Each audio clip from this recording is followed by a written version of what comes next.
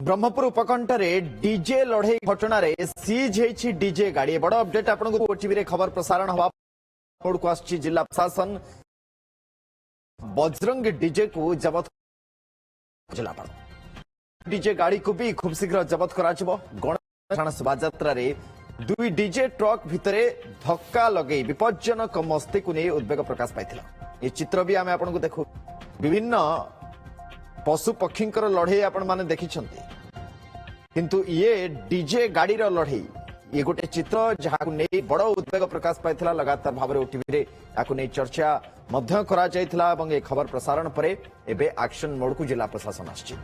भयंकर प्रतियोगिता रे अल्पके जीवन भी बंची जायथिला। ए चित्र स्पष्ट होछि। वीडियो वायरल हवा परे निज आडू मामला रुजु करी पुलिस तदंत करछि।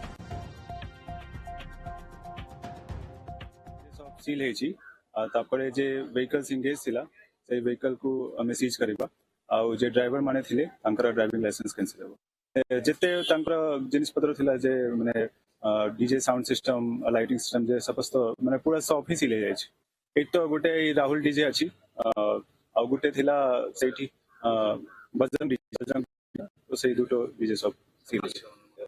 देखिबा जेटा जाना पड़ी तो सेटा एक्शन